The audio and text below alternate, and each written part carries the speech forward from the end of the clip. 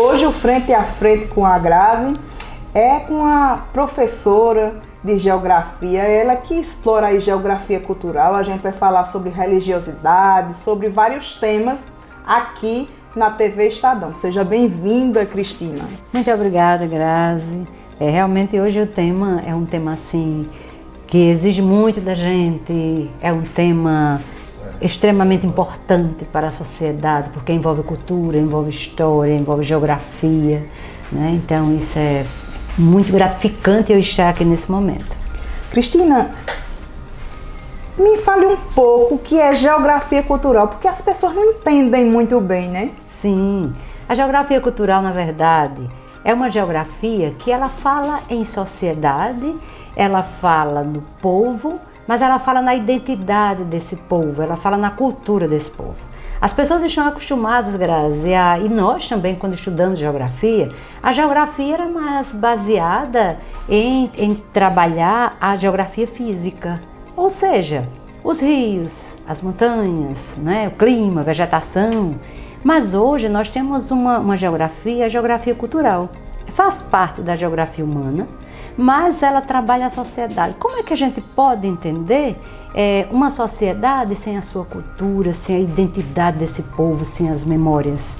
Todas as sociedades que a gente chega, a gente percebe que aquele povo pode se identificar por sua religiosidade, por sua cultura, independente de qual seja, mas nós sabemos, olha, naquela cidade tem determinada cultura.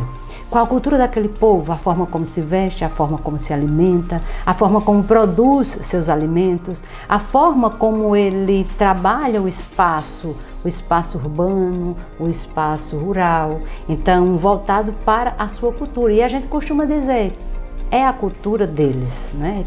É a cultura dessas pessoas. Então, essa cultura se identifica. E a gente precisa trabalhar isso no cotidiano da escola, no espaço escolar, e a gente sente necessidade disso. Então, é isso a geografia cultural. Ela é defendida aqui nas academias, ela ainda está, eu posso dizer assim, em um processo ainda, sabe? Ainda está caminhando a passos lentos. Nós estamos conseguindo chegar, mas há defensores grandes, né? Claval, Zeni Rosendahl, Lobato Correia. Então são pessoas assim, são grandes estudiosos que defendem a geografia cultural. E assim na UNEAL, eu como professora da UNEAL, nós temos um grupo de pesquisa e agora também é de extensão, porque há uma necessidade também da universidade quebrar essas barreiras, e a gente diz assim, é a universidade além muros. Então, chegar até a comunidade, chegar até a sociedade, para que ela possa conhecer, ela possa se identificar com esses estudos. Então, é essa a função real. Então, aí é a nossa geografia cultural. Ela tem cheiro, ela tem cor, ela fala em cheiro, cor, sabor, cultura, história, antropologia. Ela é muito rica. Então, fazendo todos esses estudos aí sobre a geografia cultural, qual é o município mais gostoso de Alagoas? Eita, Grazi, é difícil porque Alagoas ela é muito rica. A riqueza de Alagoas é assim, não tem como você dizer qual é a mais cheirosa, qual é a mais colorida, qual é a mais rica, porque Alagoas é como o filé. O filé ele tem uma tessitura, e aquela tessitura ela é formada por fios. Cada fio pode ser de uma cor, né? Aquelas linhas onde aquela pessoa vai tecendo, e eu sempre digo assim, olha, é o filé. E aí Alagoas é assim. Em cada canto que você chega, existe aqueles sujeitos, um vai dançar o guerreiro, o outro vai ser o coco de roda, o outro você encontra dançando pastoril, e em tantos você vai encontrar as nossas cavalhadas. Então, falando em cavalhada, a Ana Cristina de Lima Moreira, né, ela lançou recentemente um livro, Cavalhadas em Alagoas, Religiosidade e Memórias Coletivas. O que é que contém aqui nesse livro, né, maravilhoso? 204 páginas. Sim. Muito, muito extenso. Grazi, mas eu posso dizer a você que é apenas um fragmento. Posso lhe dizer que é apenas um parágrafo da grandiosidade que são as cavalhadas no estado de Alagoas. Foram 4 anos e meio de pesquisa, porque eu comecei a perceber, dentro dessas pesquisas, a geografia, não é? Ela tem os seus embasamentos para os estudos, e então a gente percebe que, olha, eu passava e via nas festas de santo, dentro dessa religiosidade popular, via as cavalhadas. E as pessoas só imaginavam, não, é a corrida que o cavaleiro ele tem que colocar a lança ali na argola. Mas só é isso. Por que ele se veste de vermelho? Por que ele se veste de azul? Quais são as simbologias? Então eu comecei a pesquisar. E aí envolve história, envolve antropologia, envolve geografia, envolve sociologia, a nossa história de Alagoas, a nossa história do Brasil. E envolve também a história de territórios, a história como um todo, né? E então, dentro dessas minhas pesquisas, dos meus estudos, doutorado em ciências da religião, me fez ter esse olhar mais aguçado para essa religiosidade popular que tem toda essa riqueza. E então eu fui buscar essas cavalhadas, diferentemente da argolinha, diferentemente da cavalgada, porque as pessoas se confundem. E eu sempre digo que é preciso a gente, eu não digo resgate, eu não gosto muito do resgate, não é o resgate, mas é o ressignificar. É o significar a nossa cultura. Então as cavalhadas elas são ricas em simbologia, são ricas em religiosidade, e você pode ver que elas têm memórias, porque acredito que você já viu cavalhada. Aí você diz assim, nunca mais eu vi, mas eu lembro que quando eu passava em determinado lugar, eu lembro das cavalhadas. E as cavalhadas, aí vem as cores, azul e vermelho. E foi por isso que eu comecei, quais são os significados? Ora, então, territórios. Começando por território. Território que envolve a geografia. Por que território? Porque lá na Europa, começa desde a época medieval, e então Carlos Magno, ele foi coroado pelo Papa. E havia a luta de religiosidade, né, de credos religiosos, como hoje ainda existe. E então era do Islã e da Igreja Católica. E a Igreja Católica tendia a ter que lutar por suas terras. Era a luta de territórios especificamente. E então havia poder, domínio, luta. A Igreja Católica, mesmo não defendendo a guerra, mas houve um momento que disse, meus cavaleiros lutem, porque senão nós vamos perder para o Islã. E então os territórios portugueses, né, Portugal e Espanha especificamente, eles foram conquistados a partir desses cavaleiros. Então, Carlos Magno, como imperador, ele forma um exército, e aí, simbolicamente, o exército dele com 12 pares, chamado o quê? 12 pares de França.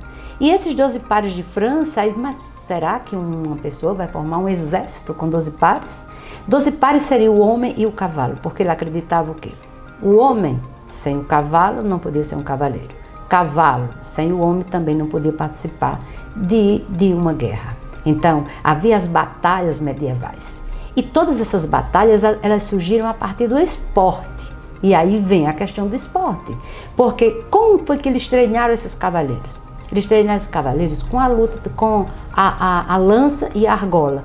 A argola, Grazi, simbolizava o coração do inimigo. Um cavaleiro, para acertar uma argola, ele também seria bom em um ataque, em uma batalha, porque ele ia acertar o coração do inimigo. Existe uma diferença entre corrida de argolinha e cavalhadas que as pessoas confundem muito. Sim, existe, com certeza. A argolinha, você faz uma inscrição, é uma corrida equestre, de fato, mas faz uma inscrição, ganha-se prêmio. Pode acontecer na área urbana ou na área rural. Então, pode ter uma moto, carro, bode, enfim, prêmios. E não envolve o credo religioso. As pessoas não se vestem de vermelho, não se vestem de azul, não tem os rituais religiosos, não se faz a oração, não precisa ser na festa de santo. Então elas podem acontecer na comunidade como uma forma normal. Essas daí, possivelmente, deve ter sido o princípio das corridas, né? Porque lá na Idade Média acontecia só a corrida de argolinha. E a cavalhada já é diferente. A cavalhada, o cavaleiro não paga nada para participar, não existe. rendas da cavalhada. Não existe. Não existe prêmios para o cavaleiro que está na festa religiosa, na manifestação religiosa. E aí o único prêmio que existe pode ser uma medalha, pode ser um troféu. Uma apresentação religiosa. Apenas isso, é uma apresentação religiosa, com seus rituais. Então eles têm que ter o lenço branco, eles têm que ter o punhal ou a faca gaúcha. Então, porque a faca gaúcha é uma simbologia que pode ser representada, seria o punhal. Mas em virtude de não ser tão fácil encontrar o punhal sempre, né? Então eles também andam com a faca gaúcha, mas todos eles têm que estar assim devidamente com aquele tipo de roupa. Então todos iguais, e existem os rituais. Existe uma escaramuça na frente da igreja. Se a igreja estiver fechada, a caramuça é realizada. E você pode perguntar o que é uma escaramuça. O que é uma escaramuça? É apenas uma luta, posso dizer assim, é o resumo de uma luta, tá?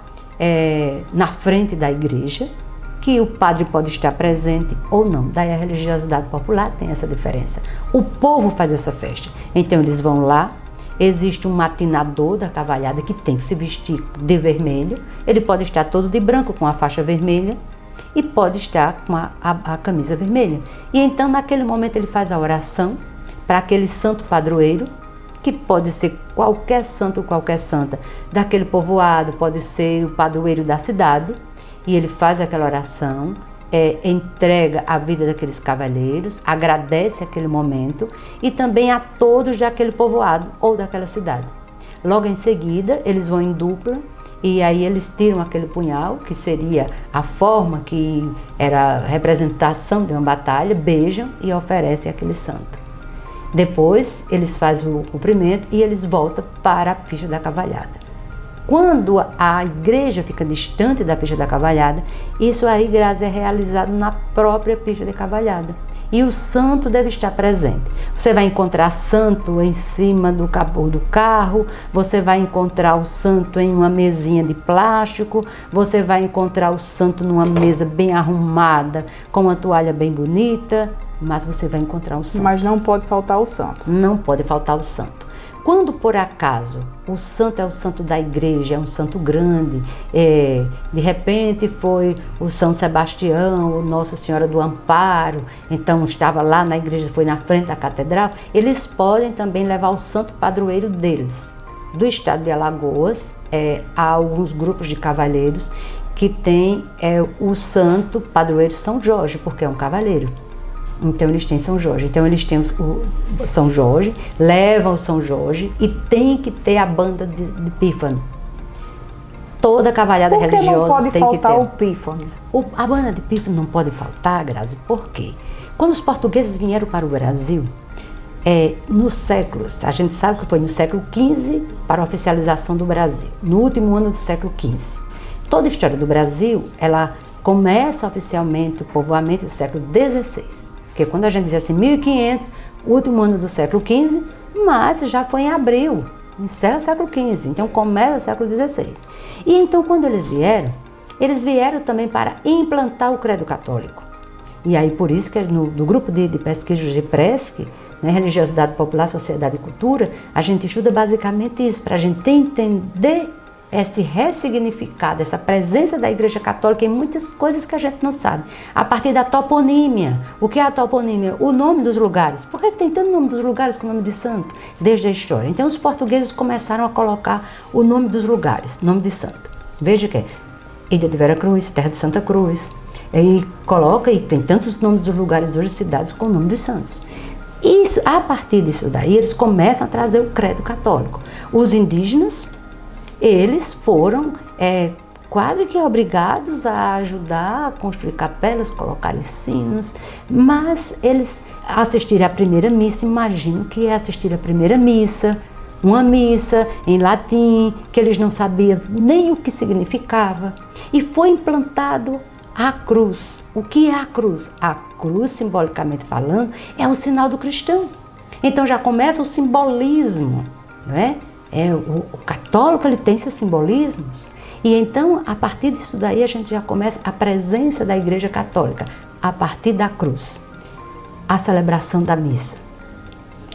Quando depois, os portugueses, quando aqui chegavam, nas suas caravelas, eles tinham um santo e eles rezavam as novenas, eles faziam as novenas, eles rezavam às 18 horas para aquele santo. O interessante é que o santo era de acordo com o santo devoto daquele que era o comandante daquelas embarcações. Então, por exemplo, se fosse uma pessoa que tinha um determinado tipo de doença, com certeza era Nossa Senhora da Saúde, que ele pedia saúde, e assim sucessivamente.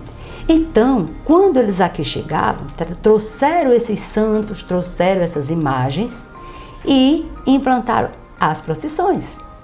Tinha as missas, os santos padroeiros e as procissões. Mas como eles podiam fazer? Se no século XVI nós já tínhamos os negros que eram escravizados, moravam, principalmente aqui no nosso Nordeste, nas nossas Alagoas, moravam nos engenhos, e nós tínhamos também os indígenas. Os indígenas tocavam flautas. E os negros eram e são exímios na percussão. De que é feito basicamente composta a banda de pífano. Ela é composta do pífano e da zabumbu, a gente diz. Do zabumbeiro, a gente diz do pífano. Então, as procissões eram formadas por eles, porque foi uma forma de ter indígenas e negros nessas procissões, seguindo. E a partir daí a gente conhece o que é a presença da Igreja Católica na nossa cultura, que a gente não vai resgatar, mas a gente precisa saber os significados, nós precisamos ressignificar. E isso é muito bonito, isso é muito importante. Por isso que nas cavalhadas religiosas não pode faltar a banda de pífanos. Nas argolinhas não precisa banda de pífano. Pode até aparecer, mas ela não é, ela é dispensável. Já se não tiver numa religiosa, ela é imprescindível. Ela tem que acontecer, ela tem que estar presente. É uma das primeiras coisas que a gente procura saber. Lembrando que a Cristina é doutora em ciências religiosas. Ela também ocupa uma cadeira na APALCA, Academia Palmeirense de Letras, Ciências e Artes, né, aqui em Palmeira dos Índios. Cristina, só uma curiosidade, quantas equipes de cavalhada hoje existem em Alagoas? Qualquer pessoa pode montar uma equipe de cavalhada, porque só, assim, parece que a cavalhada é um pouco machista, digamos assim. Só homens podem participar, a gente só vê homens participando. Eu soube ali, em off, que égua não participa de cavalhada, só cavalo. Então, por que tudo isso? É interessante, olha. Como você mesmo sabe, é uma herança da Idade Média. Então, se é uma herança da Idade Média, e a gente pode imaginar assim, em alguns lugares, é como se fosse um teatro a céu aberto, como em Goiás, é um teatro a céu aberto. E aí, sendo uma herança da Idade Média, então as cavalhadas que são tidas como tradicionais, as cavalhadas oficiais, elas mantêm essa linha. Então, os cavaleiros, eles têm que estar montados cavalo e não com égua. E as mulheres, naquela época da Idade Média, a função da mulher era rezar. Já havia no castelo uma capela e elas iam rezar. E depois eu comecei a pesquisar por que esses cavaleiros têm que usar um lenço. É um lencinho dobrado, muito bem passado a ferro e branco.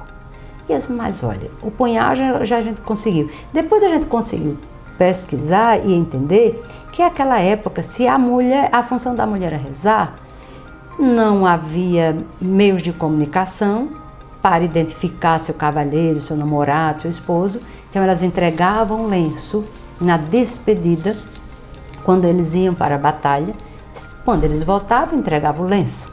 Se não voltasse, poderia encontrar, não é, o lenço para saber de quem era aquele lenço. Então, há possibilidade que esses lenços tivessem alguma marca, algum inicial, não sabemos ainda, mas é possível. Então, até hoje, nas cavalhadas oficiais, existe essa questão. Algumas cavalhadas que acontecem às vezes na zona rural ou na zona urbana, que não tem essa rigorosidade, porque elas têm as variações. O próprio Theo Brandão já falava nas variações das cavalhadas. É como se você, Grazi, fosse assistir uma quadrilha e você encontra uma quadrilha. Você vai a um determinado lugar, você vai encontrar um tipo de roupa, você vai encontrar um tipo de passos, você vai encontrar idades diferentes, marcadores diferentes. Então, a mesma coisa acontece com as cavalhadas. Então, você vai ver que as cavalhadas, olha, eu não assisti àquilo. Por exemplo, há cavalhadas que elas entregavam fitas às pessoas que estavam lá. Por que elas entregavam fitas às pessoas? Porque era uma forma de prestigiar as mulheres. Tinha a participação das mulheres desse jeito. Então, as mulheres entregavam os lenços e depois, já no século passado, conta-se que eles colocavam na ponta da lança o lenço quando eles acertavam, uma fita, quando eles acertavam a argola. Hoje as fitas são colocadas nos santos. Acho que vocês já viram, chegamos em algumas casas e os santos têm fitas. Tem fitas de várias cores. Os santos na parede, as imagens, se coloca fitas. Então, isso é uma tradição. Chegar a Salvador e não colocar uma fitinha no braço, e não colocar uma fitinha lá na Igreja do Senhor do Bonfim, a gente não foi a Salvador. Então, são tradições que elas vão se perpetuando. E assim, a cavalhada também tem essas tradições. A diferença é que os nossos santos, as fitas, já sabem, ou azul ou a fita vermelha. Né? E hoje ainda tem um outro ritual, que a gente chama de ritual, que é a chita. Então, a chita é um ritual belíssimo, que é uma condecoração. É como se você recebesse uma medalha de honra ao mérito. Então, quando o cavaleiro acerta uma argola, ele pode escolher no meio daquele público alguém que é importante para ele, alguém que é importante naquela comunidade, alguém que faz algo para a própria cavalhada, para a cultura, alguém que tem significado. Então, ele vai dar uma volta e traz uma chita na ponta da lança. E aquela pessoa recebe a chita. Então, não existe uma regra que tenha idade, que seja A, que seja B. É o cavaleiro que escolhe. Para participar da cavalhada, precisa, sim, amar, porque ela se torna uma paixão. Né? Eu acredito que eu sou a primeira mulher que está escrevendo sobre cavalhada, mas ela se torna uma paixão, né? Porque ela é linda, sabe? Cada dia você aprende com eles, ouvir aquelas memórias. E não existe um grupo específico, porque o cavaleiro de Palmeira dos Índios pode correr em Atalaia, o de Atalaia pode correr em Champreta, pode correr em Viçosa. Algumas cidades, a cavalhada quase que desapareceu, Brasil, infelizmente. O mundo moderno tem acabado com essas tradições, Cristina? Na verdade, eu não vejo que seja o mundo moderno, mas é assim, faltou assim aquelas pessoas para dar essa continuidade, sabe? Não foi nem tanto, eu não sei se foi a modernidade, porque o espaço urbano pode ser, né? A forma como o espaço urbano está, a impermeabilização dos espaços, sabe? A estrutura, essa estrutura física. Então hoje a gente não tem mais no entorno da igreja aquele pátio que tem aquela poeira, que tem aquele pátio que dá para fazer a cavalhada, a gente não tem mais. Então, na zona rural, nós temos ainda com muita frequência. Então, nós temos várias, assim, aqui em Palmeira dos Índios, nós temos grupos de cavaleiros, sim, dá para formar mais de uma.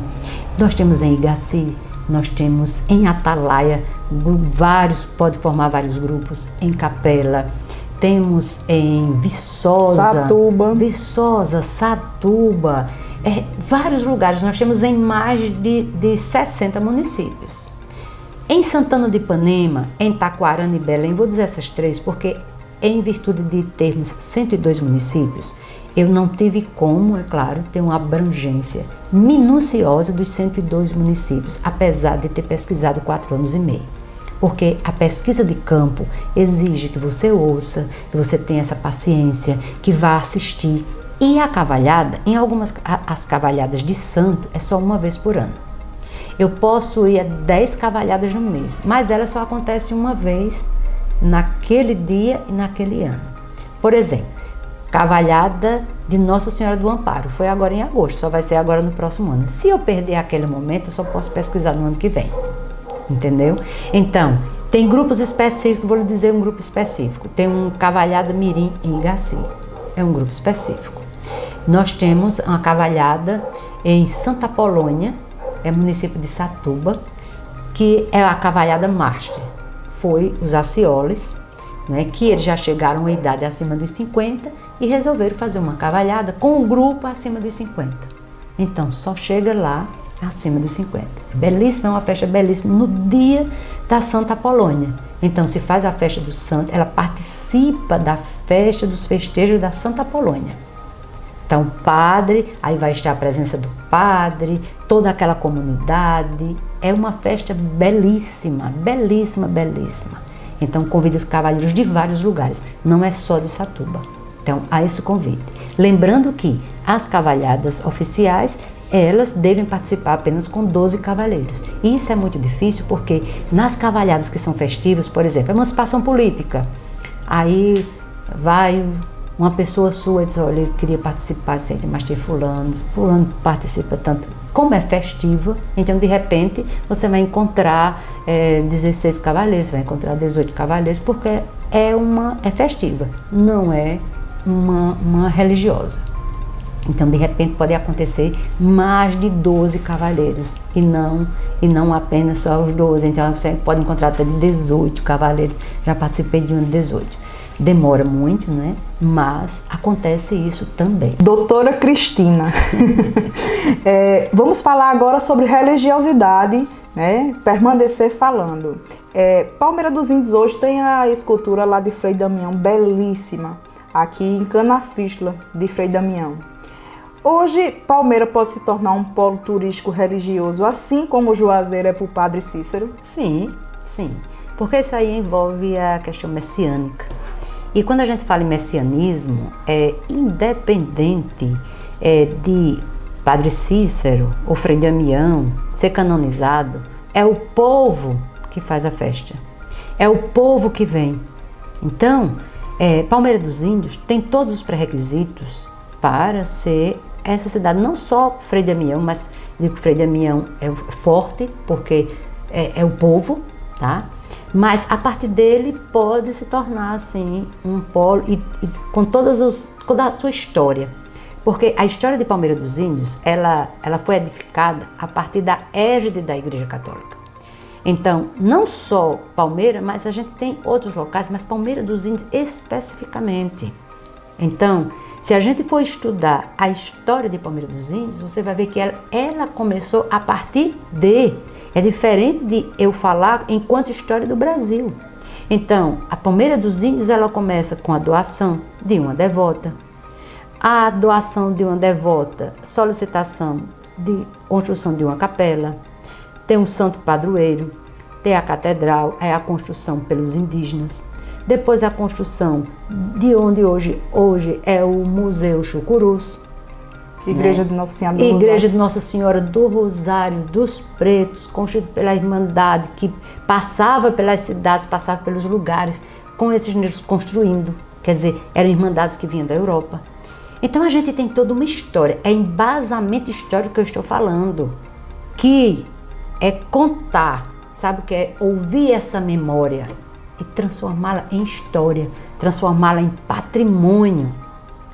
Então, essa história, a história de Palmeira dos Índios, a história religiosa de Palmeira dos Índios é muito bonita. De Bom Jesus da Boa Morte para Nossa Senhora do Amparo, aquela que vem amparar os seus filhos, é bela. O Cristo do Goiti, que vai trazer o quê? Vai trazer a história dos indígenas, desde a sua simbologia.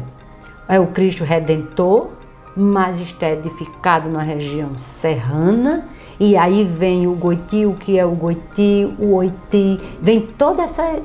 Tem que ter esse conhecimento. E eu defendo que isso deve ser estudado nas escolas, nas feiras de cultura, porque é conhecendo que você vai valorizar, é conhecendo que vai se multiplicar. Porque não é só vai ser o panfleto, não vai ser só naquele dia daquela festa, não vai ser só isso. O povo é que faz essa festa. Tem que se entender que o turismo religioso, ele é muito forte, porque o devoto é que vai fazer isso. É o devoto que acredita, é o devoto que vem pagar a promessa, é o devoto que vem fazer a penitência, é o devoto que vem participar do cenáculo, é o devoto que, independente do cenáculo, ele diz que fez uma promessa e ele vem pagar, porque ele tem que pagar a promessa. Então, são os atos devocionais.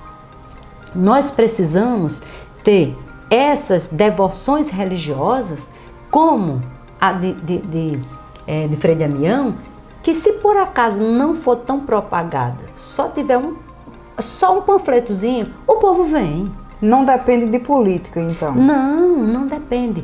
Exige sim todo um cenário, porque as cidades que de cidades turísticas, principalmente o turismo religioso, elas precisam sim se estruturar. Então precisa sim da administração, precisa da questão política administrativa, ela precisa. Como Juazeiro precisa, como Aparecida do Norte precisa. Então existem as cidades chamadas santuários, né? Então precisa toda essa estrutura para receber o povo, para acolher o povo. Porque esse povo que vai para a Santa Missão, como ele chama, pode ser, nem sempre vai ser o mesmo povo que vem para o cenáculo, que vem em um dia conhecer Palmeira dos Índios. Então tem que ver qual é esse público. Qual é esse público? Esse público que vem para o Frei Damião, rigorosamente, é um grupo que independe. Agora ele precisa ser acolhido para ele voltar e até participar de outros.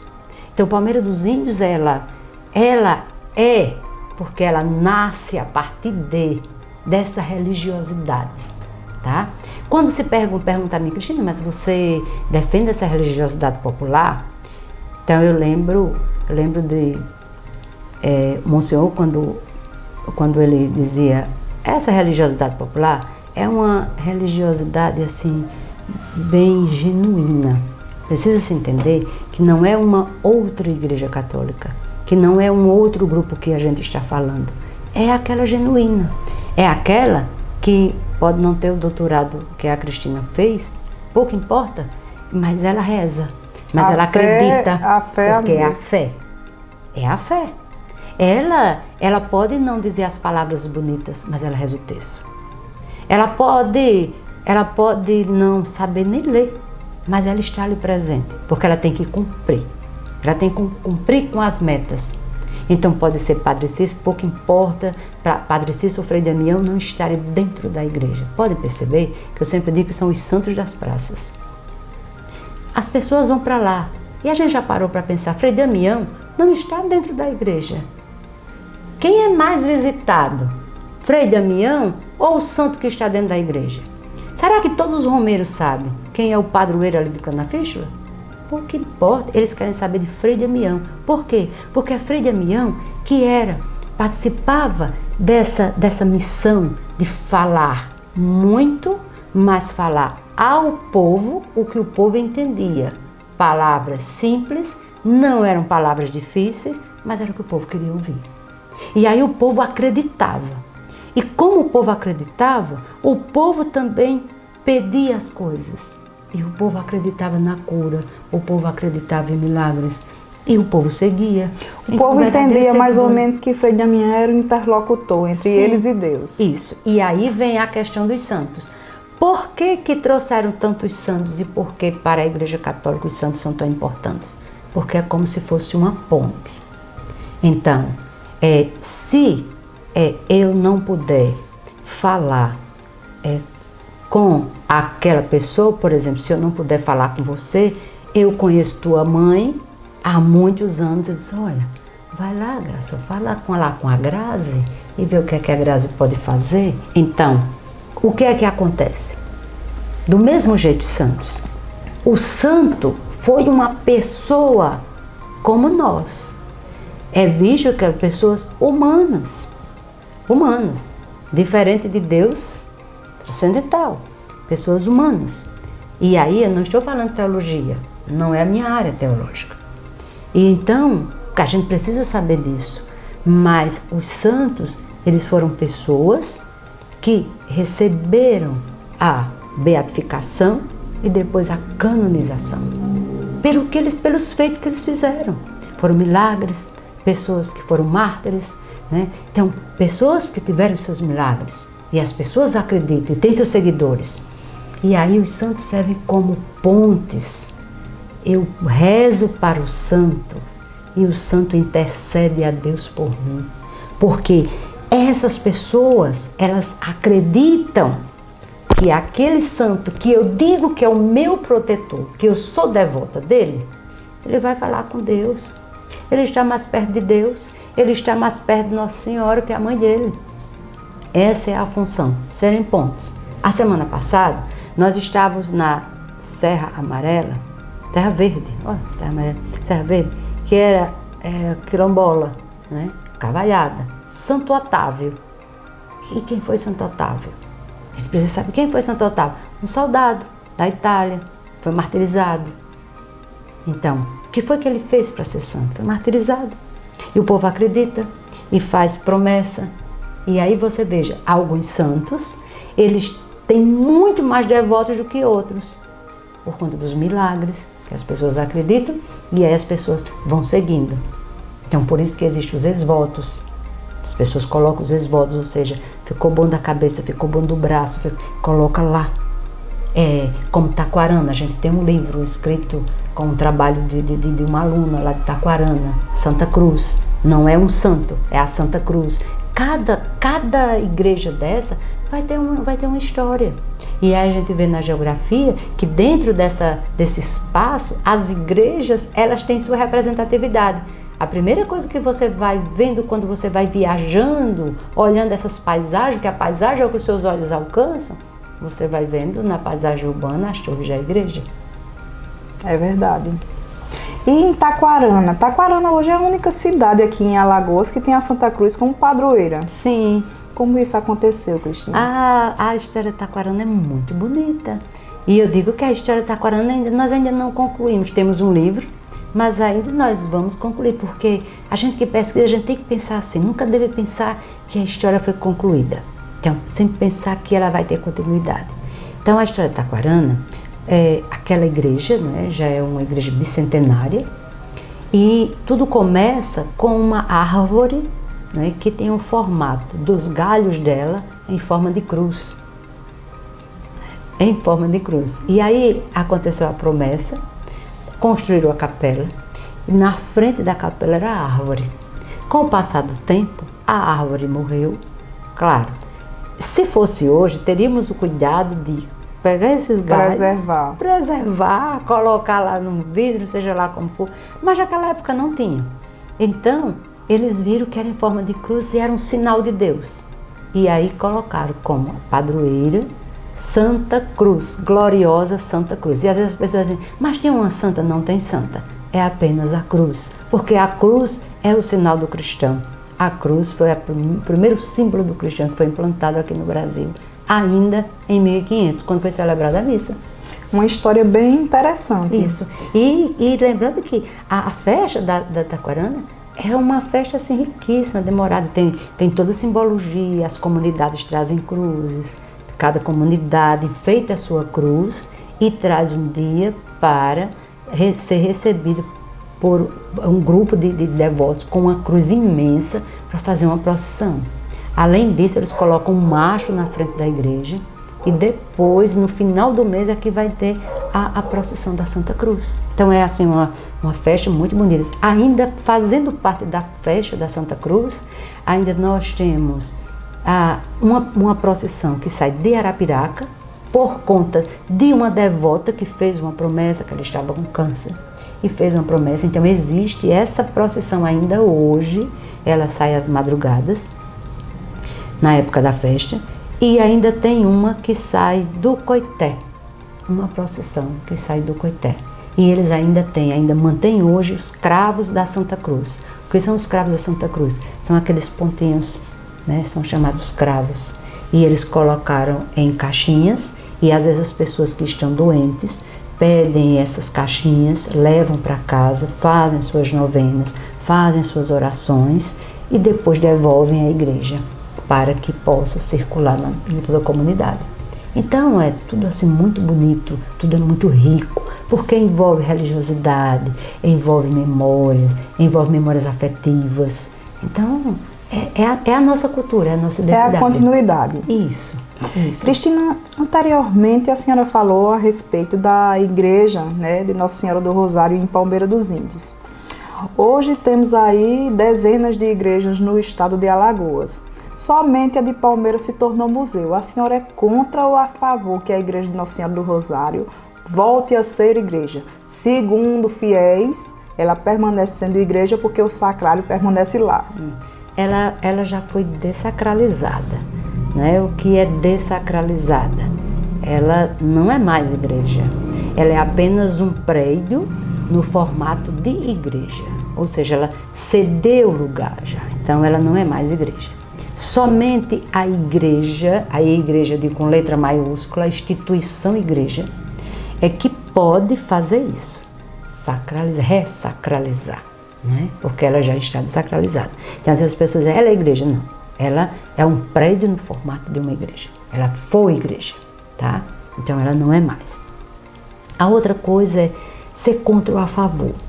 É uma temática bem polêmica, principalmente aqui para Palmeira dos Índios, e eu sempre discuto com meus alunos o seguinte, veja, há uma situação que eu sempre questiono. O museu, a gente não pode dizer que o museu não é importante, ele é importantíssimo porque, inclusive, eu tenho até artigos sobre o museu, a gente estuda sobre o museu é um espaço de vivência, é um espaço de memórias, é um espaço de reflexão. E a gente precisa de museu. O que eu defendo é que fosse um museu, sim, mas um museu que aparecesse Nossa Senhora, né, do Rosário dos Pretos.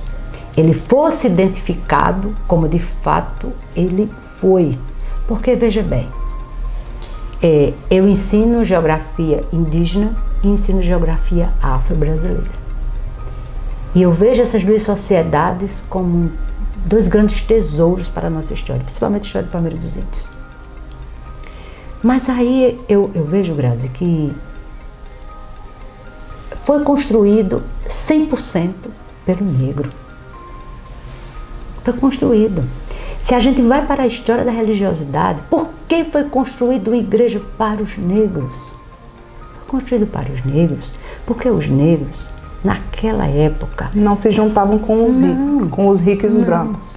Sofriam intolerância, não é? Sofriam intolerância, então tinha que ter uma igreja para eles se sentissem bem. A gente sabe que nos engenhos acontecia a mesma coisa. Então, sempre foi dessa forma naquela época do Brasil colônia. Essa igreja foi construída entre 1803 a 1805.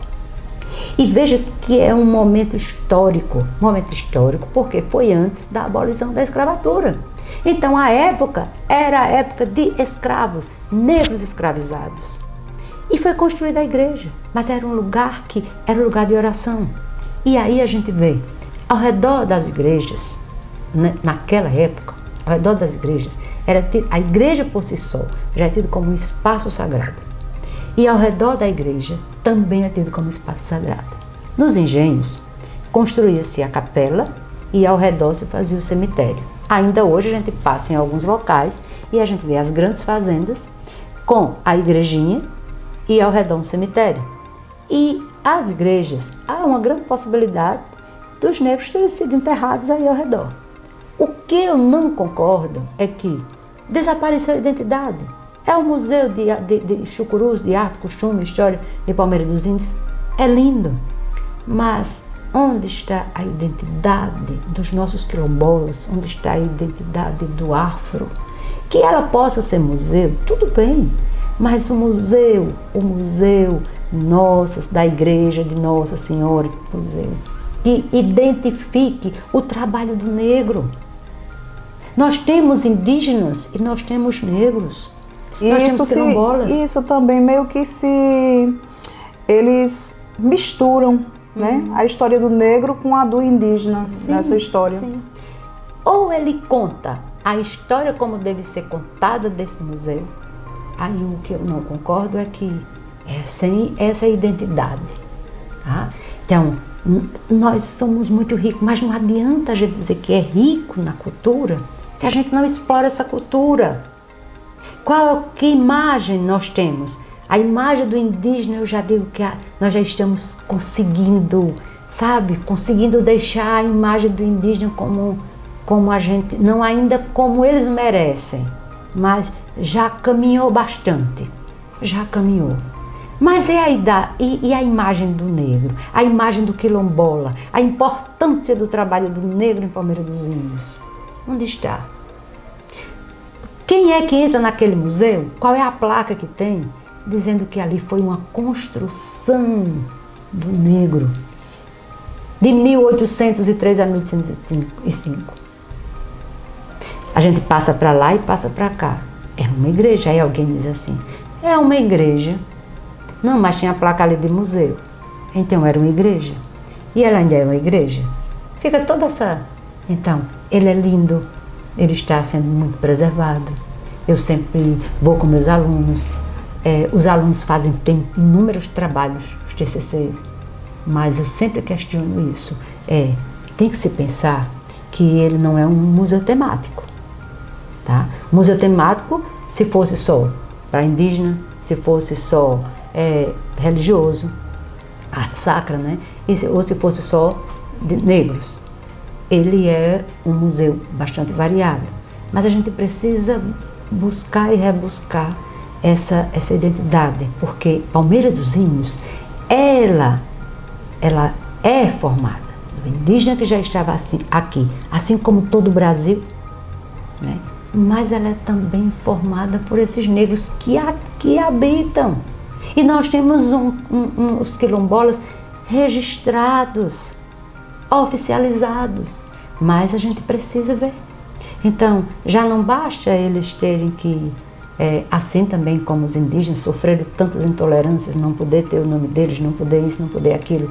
Então, os negros, principalmente no campo religioso, a religiosidade de matriz africana foi demonizada por muito tempo. Então, a gente precisa... Hoje nós estamos no século XXI. Século XXI, então a academia tenta às vezes caminhar nesse sentido, mas você sabe que isso aí exige a sociedade que tem esse entendimento. Mas a gente não pode cobrar dos outros, cobrar da sociedade, se a gente tem consciência que a sociedade não tem esse entendimento. Porque isso precisa ser publicado, isso precisa ser divulgado, isso precisa ser discutido com as pessoas que podem fazer alguma coisa, com as pessoas para que as pessoas possam entender, tá? E não pensar que, mas isso, por que estão fazendo isso? Não, quando fizer, saber, precisa apenas colocar ali, trabalho feito pelo negro, a data, e dizer, porque a gente precisa sim fazer essa homenagem, precisa dizer que foi um trabalho do negro. Não estamos descaracterizando A ou B, mas é a gente ser justo, que ele seja, tenho nada contra que seja museu, que volte a ser igreja porque é uma decisão da igreja, mas que enfatize que foi um trabalho do negro. E isso Nossa Senhora do Rosário dos Pretos representa muito bem, né? Isso. Nossa Senhora do Rosário dos Homens Pretos, que é interessante que as santas dos negros era a Santa Branca, não é? A Santa Branca, porque era apenas Nossa Senhora do Rosário dos Pretos, então, mas foi atribuída como a santa padroeira deles, a santa que protegia eles. Só para finalizar esse podcast frente a frente com a Grazi, fazer agora uma pergunta bem polêmica, viu? A professora Ana Cristina, ela foi minha professora de Direito Indígena, né? E hoje existe, assim, entre aspas, uma guerra em Palmeira dos Índios. A senhora acha que a demarcação, ela é justa aqui em Palmeira? Sim, ela é justa, precisa toda... Eu vejo o seguinte, sabe, Grazi? Tudo que é dentro da legalidade, tudo que você tem direito, é preciso lutar por seus direitos. Então, veja, é preciso rebuscar os documentos, é preciso ver que era uma missão. Quem ganhou a terra foi o Frei. Para quê? Para a missão indígena. E tem que se ver para não cometer injustiça mais do que já foi cometida. Para, de repente, você beneficiar A ou B. Que tenhamos justiça. Eu sou contra demarcações ou qualquer outra coisa que envolve grupos, que beneficia grupos por isso ou por aquilo. Mas eu sou a favor que eles tenham aquilo que é direito deles. Que eles tenham o que é direito deles. Agora, que seja estudado, que seja pesquisado, que quando eu trabalho com os ministros, nós estávamos estudando agora o documento do Estado, na disciplina, agora foi a afro, mas no semestre passado foi a disciplina indígena, e a grande discussão era essa, não é? Então a gente tem que ver e tem que ter uma noção, o Brasil era dos indígenas. Ninguém questiona que quem estava aqui eram eles. Agora a gente precisa ter bom senso e chegar a um consenso para evitar. Veja, desde que o Brasil é Brasil, que a gente estuda na história, quando os portugueses chegaram aqui, encontraram os indígenas. Toda criança sabe. É uma frase que parece que já não precisa mudar nos livros. Aí o que é que acontece hoje? Um Brasil de uma dimensão extrema de terras. Como é que a gente vai aceitar o indígena ainda sem as terras que eles dizem que eles precisam? Precisa se entender por que é que eles buscam as terras. Porque o indígena, ele tem seus rituais, ele tem uma outra maneira de perceber a terra como eu percebo e você percebe. Porque ele não está pensando em armazenar o milho para vender na próxima safra. Ele não está pensando nisso, não. É a terra que é mãe, é a terra do seu ritual, é a terra que dá vida. Então tem toda uma questão de simbolismos religiosos. E aí a gente vê qual seria o espaço. O governo, os governos, não vou ocupar os governos do Brasil. Os governos, é de muito tempo, desde o Brasil, que se tornou Brasil, e vamos pensar no espaço temporal, né? Melhor, desde o Brasil República, que quiseram organizar o Brasil. Gente, não dá pra gente imaginar que eles ainda estão lutando para demarcação. Se você for olhar direitinho, isso é absurdo. É absurdo. Um diz uma coisa, depois diz. Isso daí, imagine qualquer um de nós. Olha, esse quintal é seu. Aí vem outros, não vai ser mais seu. Esse quintal parece que vai ser seu. Isso não existe. Tem que se definir. Tem que ter um olhar diferenciado. Então, Palmeira dos Índios, não foi por acaso que foi colocado esse nome. E a gente tem que entender que tem essas terras. Então, vamos ver quais são as terras que podem ser doadas. Onde elas estão? De quem são? Então, se já for o suficiente, senta negociar. Agora, o que não pode e o que eu acho que piora a situação é essa coisa de ficar, protelando. Eles ficam sonhando com essas terras. De repente pensa que vai assinar, alimenta esperança. Isso é horrível para qualquer um ser humano, para mim, para você, para qualquer um. Então, eis a questão. Cristina, eu agradeço demais a sua participação no Frente a Frente com a Grazi. Esclareceu muitas dúvidas a respeito de cultura, de religiosidade, né? Se desse tempo, a gente ia conversar aqui o resto da noite. E deixo aqui o espaço para que você possa fazer suas considerações finais. Eu quero agradecer assim imensamente a todas as pessoas que contribuíram com suas memórias para a construção desse livro. Quero agradecer também a todas as famílias, a todos os cavalheiros. De modo especial aos Barros, aos Vigários, Augusto, Medeiros, Torres, Paciência, Acioli, dentre tantos outros, que não dá para eu dizer o nome de todos eles. Mas todas essas pessoas contribuíram assim imensamente, né? Quero agradecer também aos governantes, que quando a gente chega na cidade, a gente precisa da infraestrutura, que abraçam também a cultura. Não é abraça o cavalheiro, não abraça, não é a Cristina, mas abraça a cultura, porque a cultura é a identidade de um povo, é a identidade da sua cidade, é a identidade da minha cidade, é a identidade de Alagoas. Quero também agradecer aos meus alunos, à universidade, porque esse projeto, Grazi, ele já se tornou um projeto também de extensão. É um projeto de pesquisa e é um projeto de extensão. Não se vai longe sozinho. Então, são os alunos, são os professores, né, são as pró-reitorias que colaboram tanto, que dão todo esse apoio. Ao Gil que está ali, que acompanha todas as cavalhadas. E graças especialmente a você por esse momento, porque esse momento é único, esse momento é ímpar, esse momento é de muita importância. E a gente assim parabeniza, eu parabenizo a você em nome de todos os outros que queriam estar aqui, de todas essas famílias, porque os cavaleiros são representados, eles são representantes de famílias, de tradições. Alguns estão na 4ª, na 5ª geração.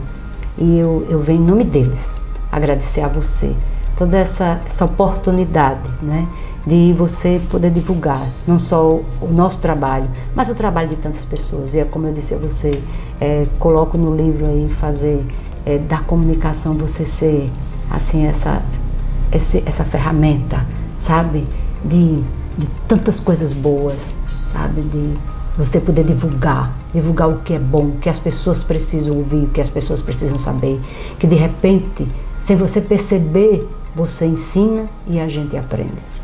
Muito obrigada, Cristina. É uma entrevista enriquecedora, de muita cultura, muita história e muita religiosidade. Por aqui ficamos nós, com Frente a Frente com a Grazi.